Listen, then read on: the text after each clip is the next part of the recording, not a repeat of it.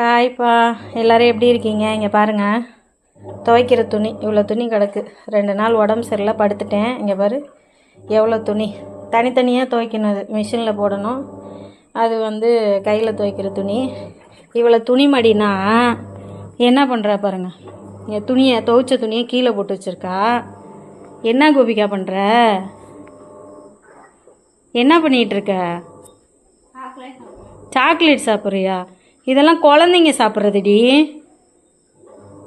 ஏது உனக்கு? ஃப்ரெண்டு வாங்கி கொடுத்தா எதுனாலும் திம்பியா?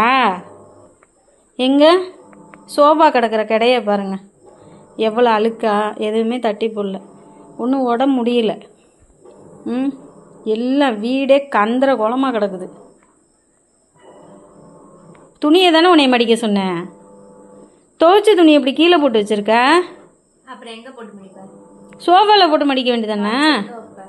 மடித்து ஒரு ஓரமாக சோஃபாவை தட்டி போடுறீ. இவ்வளோ மண்ணாக கிடக்க, அந்த மண்ணுக்குள்ளே அப்படியே உட்காந்துருக்க. பொம்பளை பிள்ளை ஏதாவது ஒரு ஹெல்ப் பண்ணுறியா? எப்படி உட்காந்துருக்க பாரு, திமுறா. கேட்குறக்கு பதில் சொல்லு கோபி. எவ்வளோ திமுறா உட்காந்துருக்க தெரியுமா நீனு? அப்படியே உன்னை தூக்கி போட்டு வதக்குன்னு மிதிக்கணும் போல இருக்குது. சொன்ன பேச்சே கேட்குறதில்ல கைஸ் இந்த பிள்ளை. ஒரு வேலை செய்கிறதில்ல வீட்டில், அதுதான் மெயின். ஃபேனை போடவா? ஓ, அதை எந்திரிச்சு கூட போட்டுக்க மாட்டியோ? இங்கே என்னைய பார்த்து பேசுடி. இப்போ உனக்கு சாப்பிட்றது முக்கியமா, அம்மா முக்கியமா? அப்புறம் ஒரு பெத்தவன் நின்று பேசிட்டு இருக்கேன். எனக்கு அதை மண்ணுக்குள்ள போட்டு வச்சிருக்க. கீழே எவ்வளவு அழுக்கா இருக்கும்.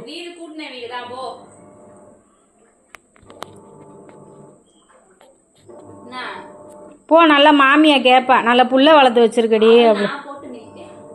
அது சரி, அது ஒன்ன மாதிரி ஆளுதான் இந்த காலத்துல. சரி, ஓகே கைஸ், பாய். பாருங்க கோபிகாவை பற்றி கொஞ்சம் கமெண்டில் சொல்லுங்கள். கோபிகாவுக்கு அறிவுரை சொல்லுங்கள் கமெண்டில். அம்மா பாவம், அம்மாவுக்கு ஹெல்ப் பண்ணு அப்படின்னு சொல்லி அறிவுரை சொல்லுங்கள். நான் என்ன ஹெல்ப் பண்ணுறேன் நீனு சொல்லு ஒரு விஷயம். உன்ட்ட டீ கேட்டு எவ்வளோ நேரம் ஆச்சு? டீ காஃபி குடிக்க கூடாதுன்னு சொல்லிருக்காங்க. இத சொல்லுங்க, நீங்க டீ காஃபி குடிக்க கூடாதுன்னு சொல்லிட்டாங்க, நான் ஏன் போட்டு தரணும் சொல்லுங்க? உடனே தான் திட்டுவாங்க. ஓகே, பாய்.